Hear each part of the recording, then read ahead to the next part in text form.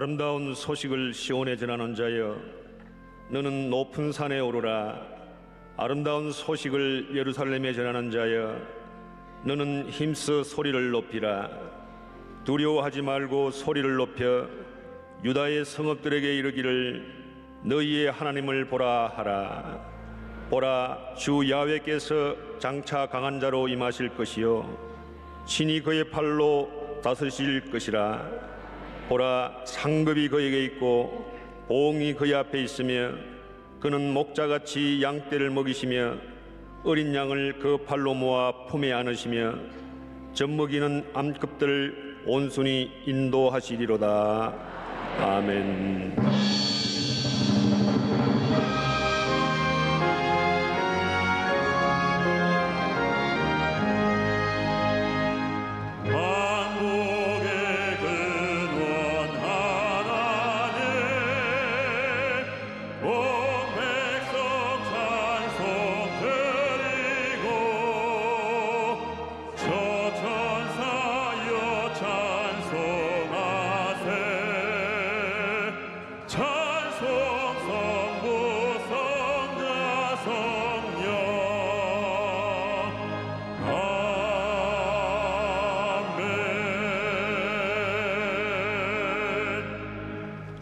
전능하사 천지를 만드신 하나님 아버지를 내가 믿사오며 그 외아들 우리 주 예수 그리스도를 믿사오니 이는 성령으로 잉태하사 동정녀 마리아에게 나시고 본디오 빌라도에게 고난을 받으사 십자가에 못 박혀 죽으시고 장사한 지 사흘 만에 죽은 자 가운데서 다시 살아나시며 하늘에 오르사 전능하신 하나님 우편에 앉아 계시다가 저희로서 산자와 죽은 자를 심판하러 오시리라.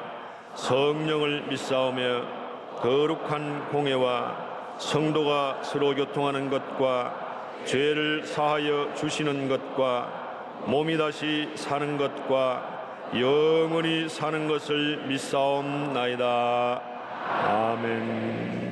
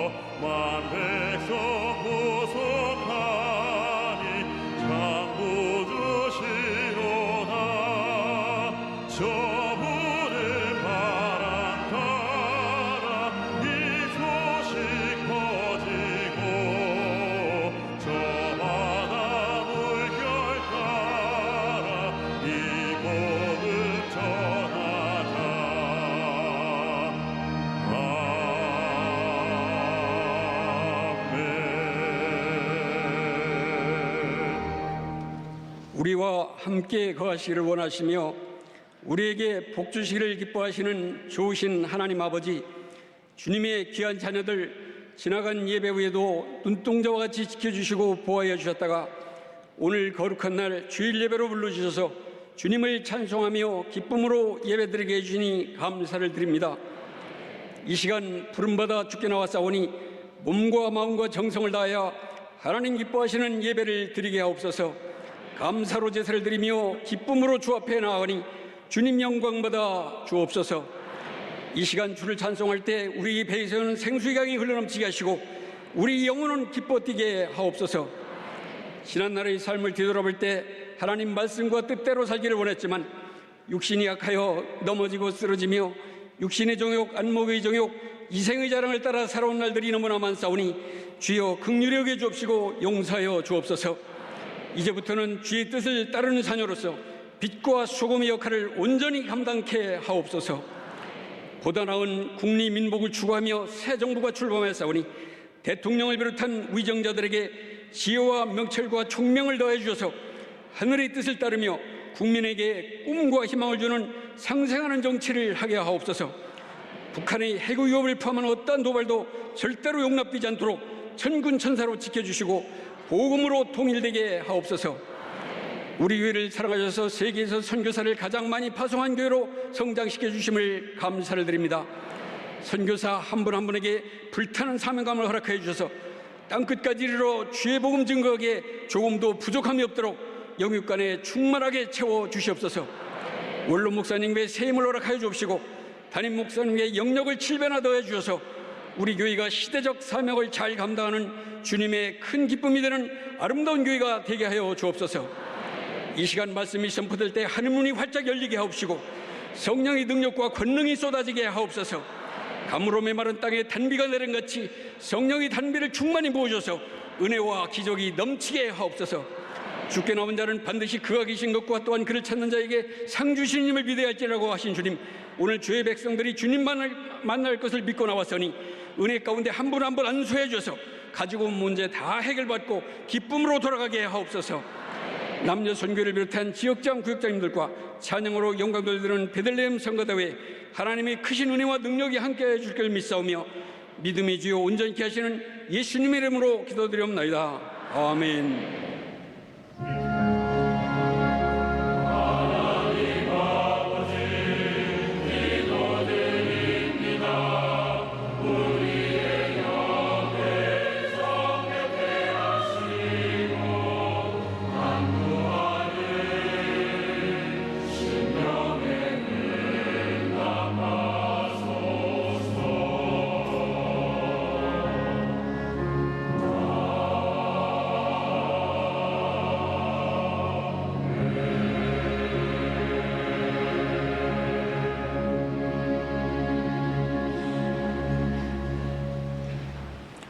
오늘 은혜 받으실 말씀은 마태복음 28장 18절에서 20절까지 말씀입니다.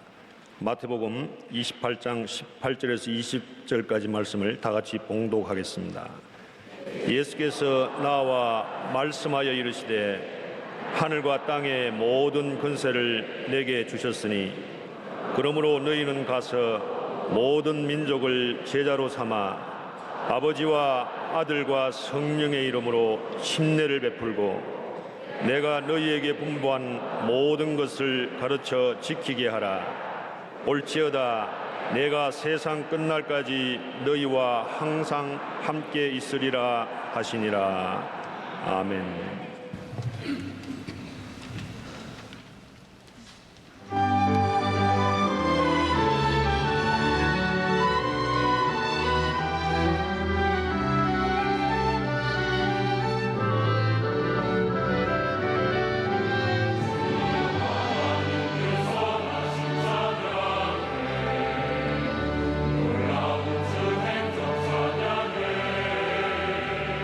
주님의 사랑이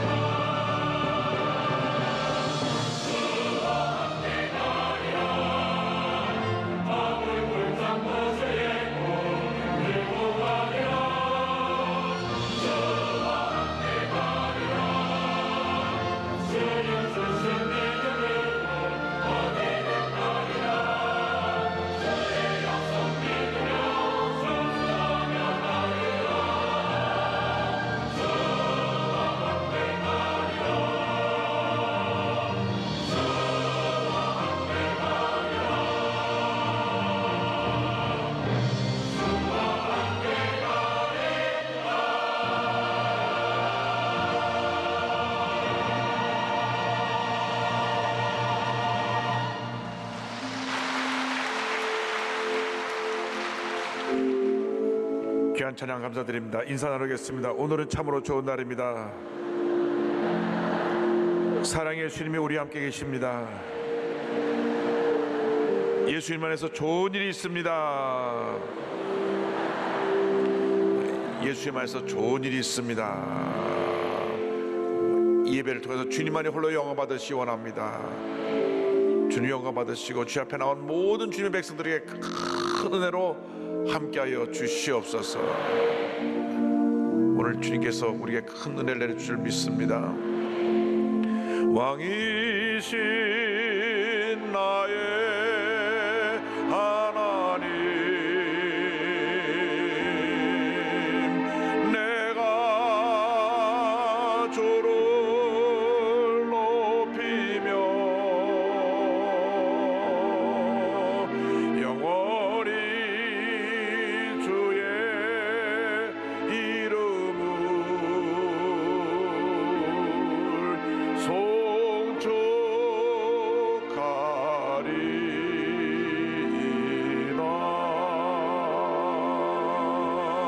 왕이신 나의 하나님, 내가 주를 높이고 영원히 주의 이름을 송축하리이다.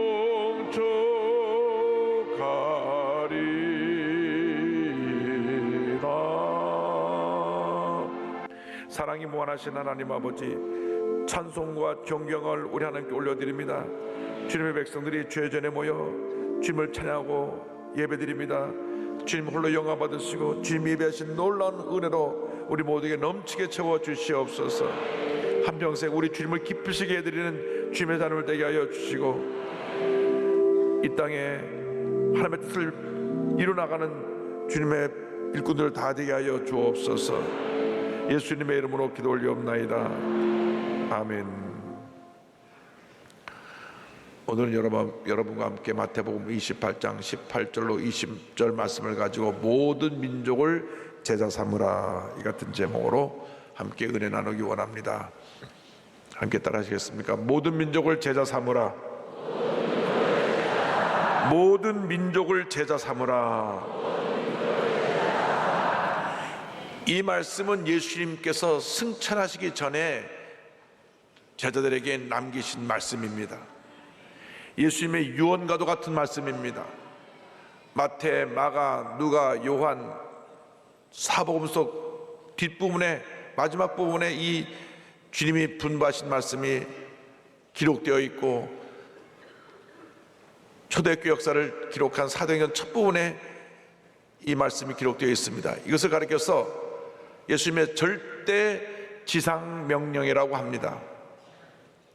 우리 예수 믿는 모든 사람들이, 모든 교회가 반드시 지키고 행해야 할 지상 명령이 바로 복음을 전하라고 하는 것입니다. 우리 교회가 하나님의 영광을 나타내기 위해서 제일 먼저 행해야 되는 것이 이 복음을 전하는 것입니다. 복음을 전할 때 교회가 부흥하고 성도들의 믿음이 자라고 나라가 부강한 국가가 되는 것입니다. 우리의 힘으로 복음을 전하는 것이 아니라 성령이 임해서 성령의 권능을 받아서 복음을 전할 때 하나님의 놀라운 역사가 나타나게 됩니다. 사도행전 1장 8절은 말씀합니다. 오직 성령이 너에게 임하시면 너희가 권능을 받고 예루살렘과 온 유대와 사마리아와 땅 끝까지 이르러 내 증인이 되리라 하시니라. 여러분 모두 성령으로 충만하여 권능 받고 복음의 증인으로 살아가시기를 바랍니다. 첫째로 이 귀한 사명은 모든 민족을 제자로 삼는 선교 사역입니다. 마태복음 28장 18절과 19절을 말씀합니다. 예수께서 나와 말씀하여 이르시되 하늘과 땅의 모든 권세를 내게 주셨으니 그러므로 너희는 가서 모든 민족을 제자로 삼아 아버지와 아들과 성령의 이름으로 침례를 베풀고, 하늘과 땅의 모든 권세를 가진 예수님이 제자들에게 명령하셨습니다. 너희는 가서 모든 민족을 제자로 삼고 그들에게 침례를 주어라. 성부와 성자와 성령의 이름으로 침례를 주고 그들을 주님의 일꾼으로 만들라고 명령하신 것입니다. 이것이 제자들에게만 주신 말씀이 아니라 오늘날 예수를 믿는 모든 사람에게 주신 주님의 절대 지상 명령입니다. 때를 얻든지 못 얻든지 우리는 복음을 전해야 합니다. 먼저 우리 가족 중에 믿지 않은 사람이 있으면 그분들을 예수님께로 인도해야 됩니다. 만약 예수를 믿지 않고 오늘 세상을 떠난다면 지옥이 기다리고 있기 때문에 한시가 급합니다. 사돈의 8천까지 여러분이 아는 모든 친척들이 한 사람도 빠짐없이 다 예수 믿도록 여러분 모두가 복음에 증인되시기를 바랍니다. 예수님의 권세를 의지해서 우리가 이 복음을 들고 나가야 합니다. 우리 집에만 머물러 있는 것이 아니라 이웃에게, 또 먼 곳에 있는 친척에게, 해외에 나가 있는 가족들에게 예수의 복음을 전해야 합니다. 성령이 임했을 때 권능을 받고 예루살렘, 온 유대, 사마리아 땅까지 이르러 저들이 복음의 증인이 되었습니다. 주여, 우리 모두를 성령으로 충만케 하여 주셔서 복음의 증인된 사명을 잘 감당하게 하여 주시옵소서. 인종과 국가를 초월하여 복음을 들고 나가야 합니다. 경제적인 부는 가지고 있지만 폭력과 마약으로 병들어가고 있는 미국이나 유럽 등 선진국에도 가야 하고, 아직 복음을 한 번도 들어보지 못한 미전도 종족과 복음의 전도의 문이 굳게 닫힌 이슬람권, 불교권, 중국, 북한에도 가야 되는 것입니다. 가서 모든 민족을 예수님의 제자로 삼아야 합니다. 제자는 스승을 따르고 스승의 가르침을 본받아 사는 사람을 말합니다. 우리의 스승이신 예수님을 따르고 예수님을 닮아가고 예수님의 가르침을 지켜 행하는 제자들이 되어서 우리가 만나는 모든 사람들을 예수님의 제자로 변화시켜야 되는 것입니다. 사도행전 7장을 보면 스데반 집사가 복음을 전하다가 돌에 맞아 순교합니다. 첫 번째 순교자는 평신도였습니다. 집사님이었습니다. 그러고 나서 대박해가 시작되었을 때 모든 성도들이 흩어졌습니다. 사도행전 8장 1절은 설명합니다. 사울은 그가 죽임 당함을 마땅히 여기더라. 그날에 예루살렘에 있는 교회에 큰 박해가 있어 사도 외에는 다 유대와 사마리아 모든 땅으로 흩어지니라. 그들이 성령 충만 받아서 교회가 3,000명, 5,000명, 수만 명으로 부흥했을 때 이 같은 박해가 다가온 것입니다. 그래서 스데반 집사가 돌에 맞아 죽고 교회를 무너뜨리고 믿는 사람을 감옥에 잡아 넣는 대박해가 시작되자 저들은 뿔뿔이 흩어졌습니다. 저들이 흩어지면서 왜 이런 박해가 다가왔는가 깨달았습니다. 분명히 예수님께서 예루살렘과 온 유대와 사마리아와 땅끝까지 이르러 내 증인이 되라고 했는데 우리가 예루살렘만 머물러서 여기가 좋사오니 하고 그저 받은 은혜에 간직하고만 있고 나누지 못했구나, 복음의 증인으로 살지 못했구나. 그래서 저들이 뿔뿔이 흩어져 가면서 주님의 사명을 다시금 깨닫고 복음을 전하기 시작했습니다. 사도행전 8장 4절은 설명합니다. 그 흩어진 사람들이 두루 다니며 복음의 말씀을 전할세. 할렐루야. 평안하고 좋을 때 복음이 증거된 것이 아니라 역설적으로 큰 환난과 핍박이 다가왔을 때 흩어져서 복음을 전하게 된 것입니다. 그래서 이 복음 사역이 유대 사마리아를 넘어서서 이방인에게도 증거되는 장면이 사도행전 1장 19절 이하에 나옵니다. 그때 스데반의 일로 일어난 환란으로 말미암아 흩어진 자들이 베니게와 구브로와 안디옥까지 이르러 유대인에게만 말씀을 전하는데, 그 중에 구브로와 구레네 몇 사람이 안디옥에 이르러 헬라인에게도 이방 사람에게도 말하여 주 예수를 전파하니 주의 손이 그들과 함께 하심에 수많은 사람들이 믿고 주께 돌아오더라. 할렐루야. 그래서 이 안디옥의 이방인 최초 교회가 서게 된 것입니다. 이곳에서 선교사를 파송해서 온 아시아와 유럽 쪽이 복음화되는 역사가 그 뒤에 기록되어 있습니다. 교회가 예배드리기 위해서 모여 함께 예배드리고 말씀을 공부하고 기도하고 은혜 받는 데 멈춰서는 안 됩니다. 모이는 교회 다음에는 흩어지는 교회의 사명을 감당해야 됩니다. 가는 교회의 사명을 감당해야 됩니다. 모여서 기도하고 흩어져서 전도하고 모여서 예배드리고 흩어져서 복음을 전하는 그 같은 역사가 나타나야 하는 것입니다. 로마서 10장 15절에 복음 증거자를 이렇게 칭찬하고 있습니다. 기록된 바 아름답도다 좋은 소식을 전하는 자들의 발이여 함과 같으니라.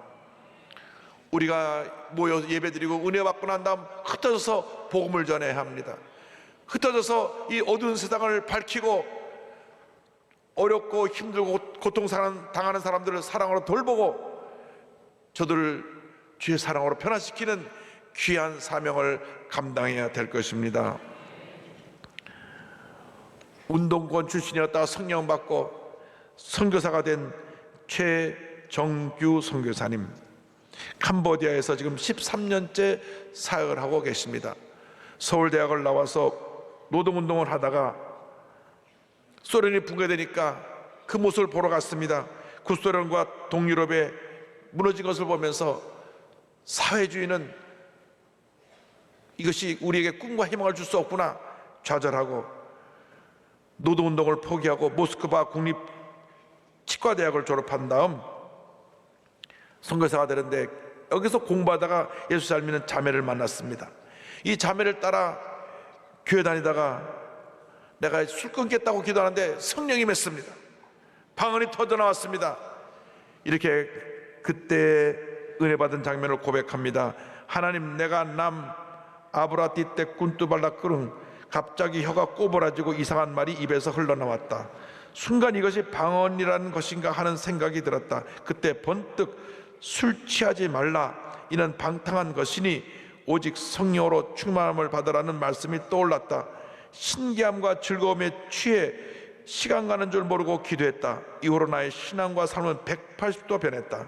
하나님이 내 삶을 지켜보시고 내 기도를 듣고 계심을 느끼니 평안함과 두려움이 동시에 들었다. 할렐루야.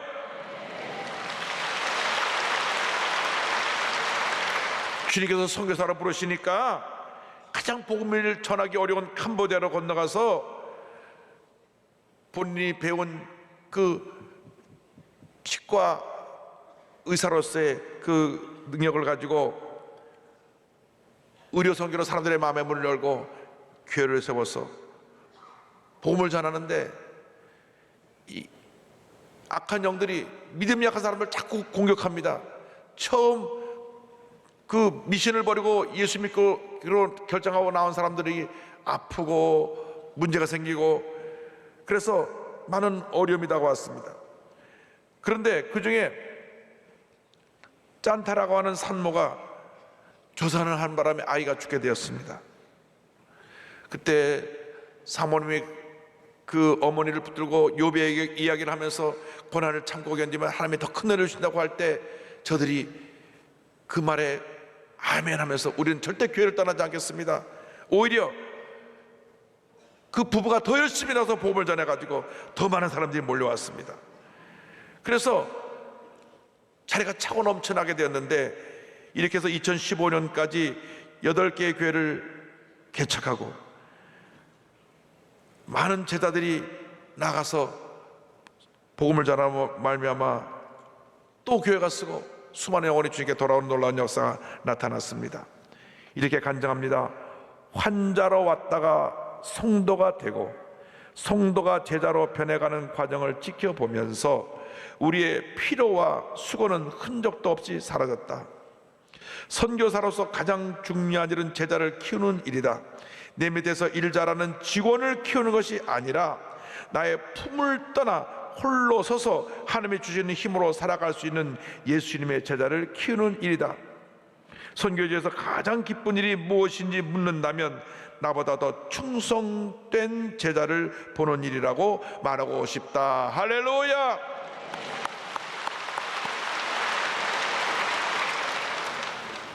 운동권이 변하여 이렇게 신실하고 성령 충만한 선교사가 된 것입니다.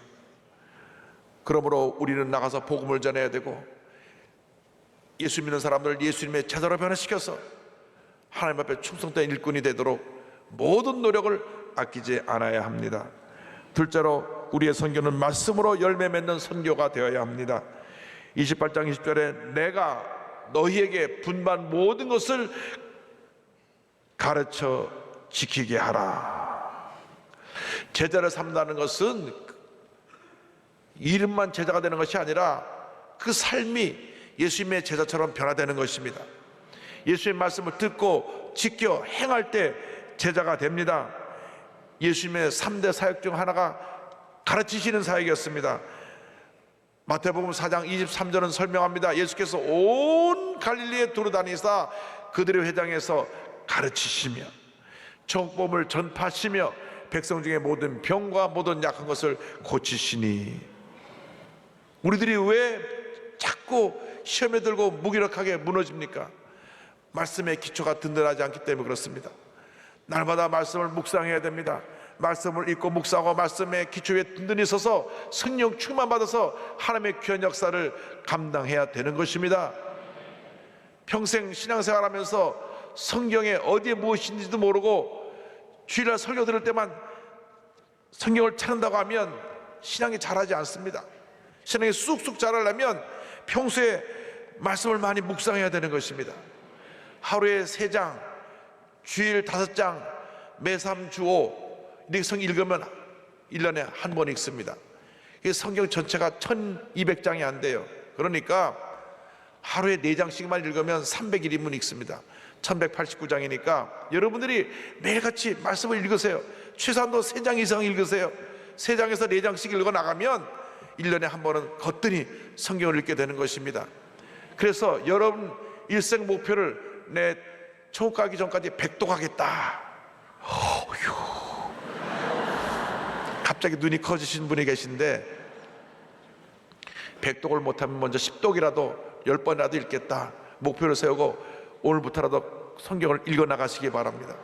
읽고 또 읽고 또 읽으면 은혜가 됩니다. 축복이 됩니다. 기적이 됩니다. 능력이 우리에게 임하는 것입니다. 성경을 읽다가 병을 고침받게 되고 마음의 기쁨과 평안함이 임하게 되고 문제가 해결되고 하나님의 지혜를 얻게 되고 하나님 뜻대로 살아가는 주님의 귀한 제자가 되는 것입니다.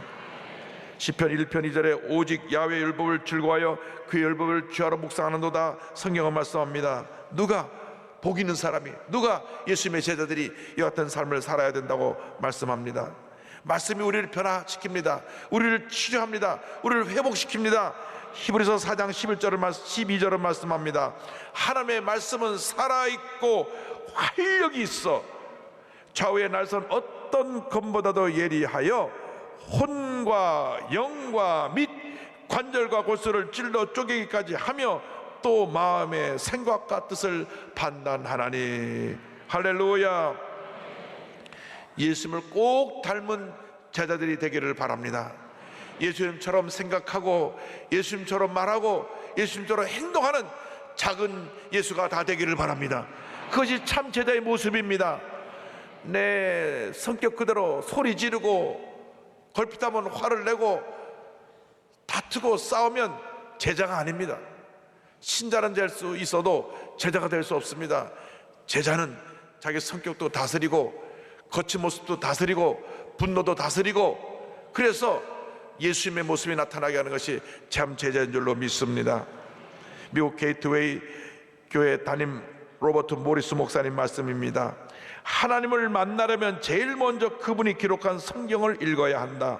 말씀은 우리가 가야 할 길에 빛을 비춰주며 어떻게 걸어야 하는지도 보여준다. 성령님은 성경 말씀을 사용하여 우리가 배우고 주의해야 할 진리들을 부드럽게 마음에 새겨주신다. 성경에서 하나님은 그분의 정체성, 사랑, 은혜와 자비, 우리의 삶을 향한 그분의 전반적인 목적과 계획, 하나님의 성품, 의도, 행동들에 대해 말해 주신다. 그러므로 하나님을 알고 싶으면 그분의 말씀을 보아야 한다. 날마다 말씀을 읽고 묵상함으로 주의 뜻을 깨달아 알게 되기를 바랍니다. 말씀이 거울이 되어서 늘 말씀을 통해 내 자신을 살펴보고 내 자신의 잘못된 것, 부끄러운 것 주님 앞에 회의하고 바로잡고 우리 주님이 가장 기뻐하시는 주님의 제자들로 거듭나게 되기를 주님의 이름으로 축원합니다.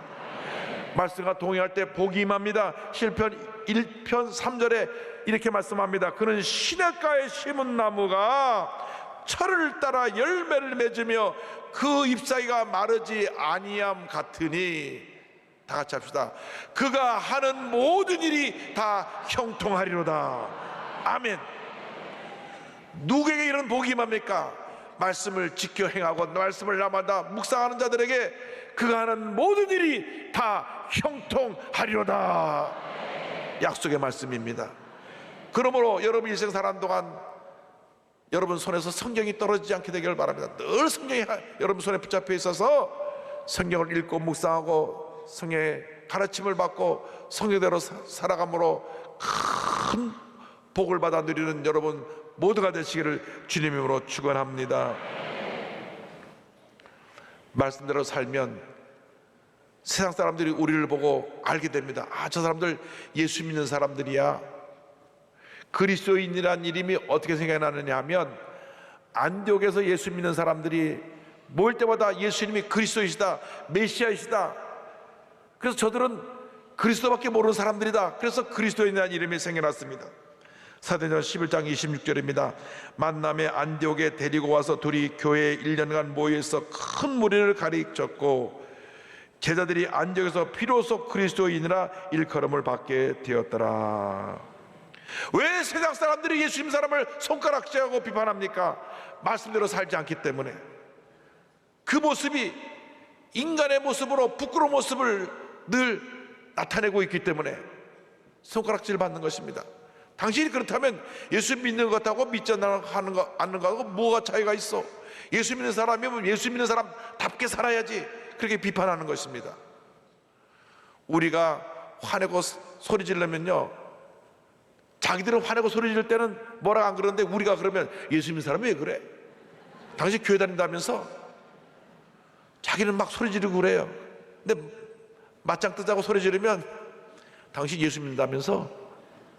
여러분, 세상 사람들은 그렇게 우리를 달리 보는 것입니다. 무엇이 자기보다 더 낫다고 보는 것입니다. 그렇기 때문에 우리가 예수 믿는 사람답게 예수님의 제자로 살아가기를 주님으로 축원합니다. 마지막 세 번째로 우리가 기억해야 될 것은 임마누엘 선교입니다. 28장 20절입니다. 볼지어다 내가 세상 끝날까지 너희와 항상 함께 있으리라 하시니라.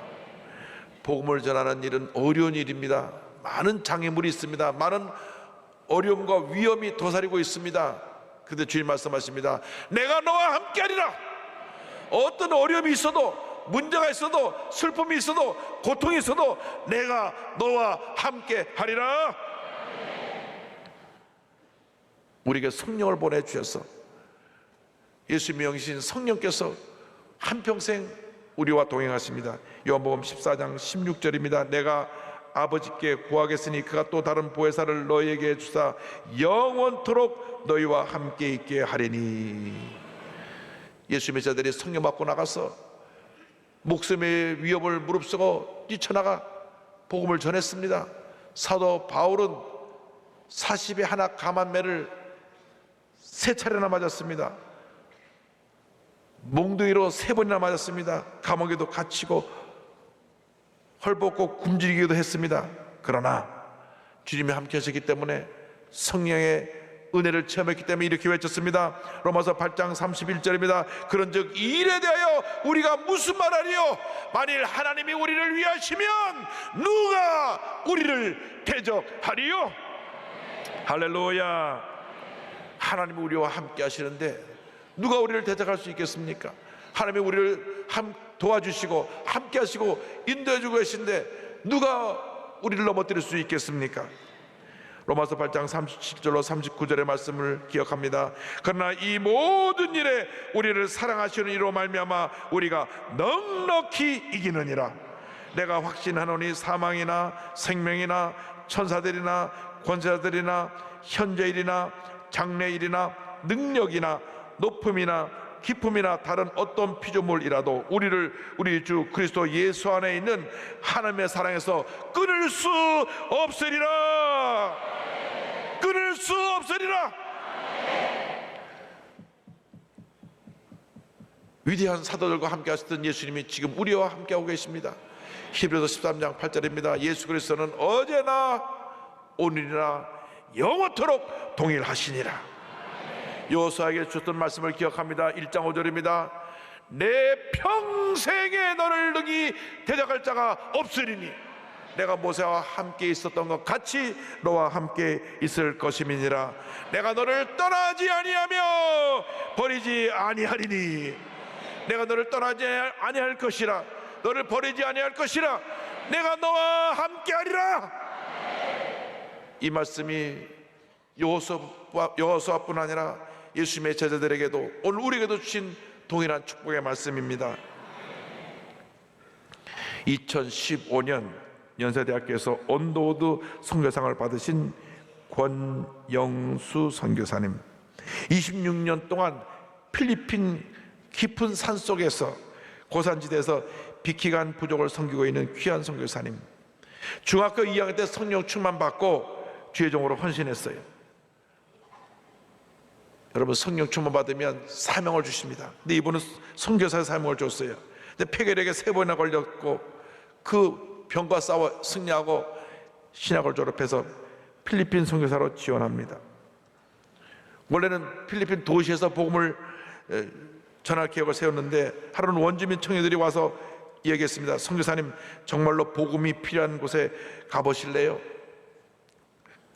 그래서 그들 따라가는데 얼마나 산이 높은지 그냥 정글을 헤치고 올라가는데 한라산보다 더 높은 2200m 고지로 올라갑니다. 중간까지는 이 산중턱에 깎아서만 아주 위험한 낭떠러지 같은 그 도로로 올라가고 그 다음에는 그냥 산을 타고 올라가야 되는데 곳곳에 날강도들 또 공산 게릴라들이 총을 쏘는 그런 지역입니다. 마지막에 산 위에까지 올라갈 때는 신발도 벗고 나무를 부에 잡고 맨발로 겨우 도착을 했는데 가보니 그 깊은 산 속에 사람들이 살고 있어요. 그래서 아이고, 올라오는 데마다 이렇게 하루가 걸리는데 딱 3일만 있고 가야 되겠다. 그때 주님의 음성이 들려왔습니다. 너 여기 있는 사람 버려두고 어딜 갈 거냐. 그래서 3일만 있기로 같이 26년이 됐습니다. 할렐루야.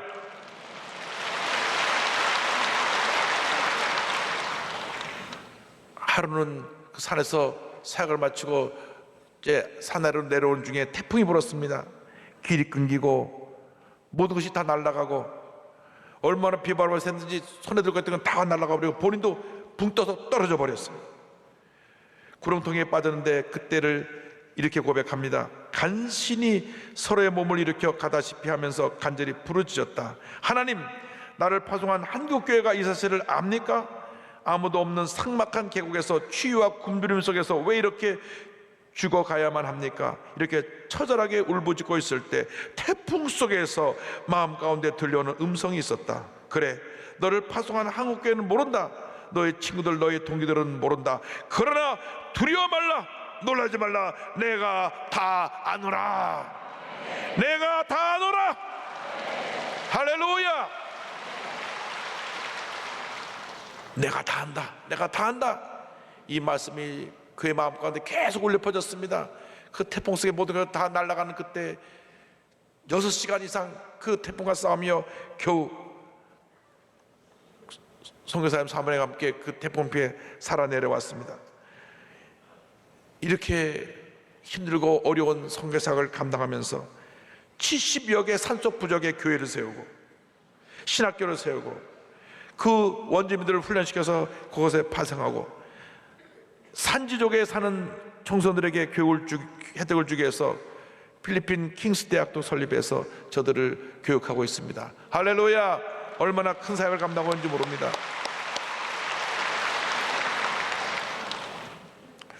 그래서 연세대학교에서 해마다 언더우드 선교상을 주는데 이분이 2015년에 그 상을 받게 됐어요. 그런데 상을 받고 나서 이렇게 겸손하게 고백합니다. 선교사의 진정한 성공은 얼마나 많은 것을 이루었느냐, 얼마나 많은 일을 했느냐에 있는 것이 아닙니다. 한국 성도들의 기도와 박수갈채를 받으면서 파송받던 선교지에서 무슨 일이 있더라도 그 선교지를 지키고 또 그곳에서 최후의 순간을 맞을 때 그 선교사는 비로소 성공했다고 말할 수 있습니다. 저 또한 처음에 가졌던 그 마음으로 돌아가도록 힘쓸 것입니다. 할렐루야. 그 힘들고 어렵고 전화도 되지 않고 연락도 되지 아니하고 깊은 산속에서 태풍에 날아갈 것 같은 그런 어려움 속에서 주님의 음성 듣고 지금까지 26년간 귀한 사역을 감당하신 훌륭한 선교사님이십니다. 찬송가 88장을 보면 이런 가사가 있습니다. 온 세상 날 보려도 주 예수 안 버려 끝까지 나를 돌아보시니 주는 저산 밑에 백합 빛나는 새벽별 이 땅에 빌 것이 없도다. 온 세상 날 버려도 주 예수 안 버려 끝까지 나를 돌아보시니 주는 저산 밑에 백합 빛나는 새벽별 이 땅 위에 비길 것이 없도다. 내 마음이 아플 적에 큰 위로 되시며 나 외로울 때 좋은 친구라.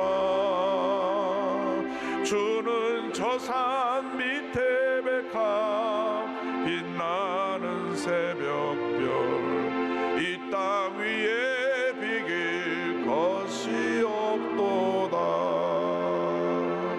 아멘.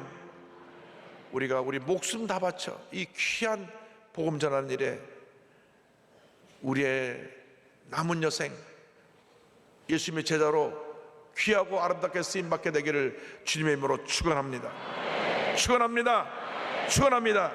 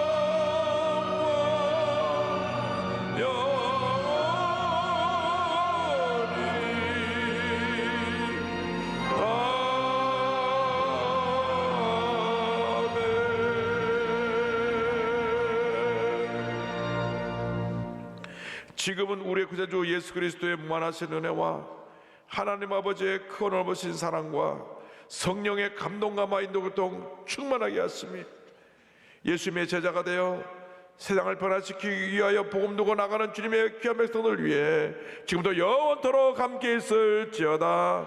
아멘. 좋으신 하나님, 좋으신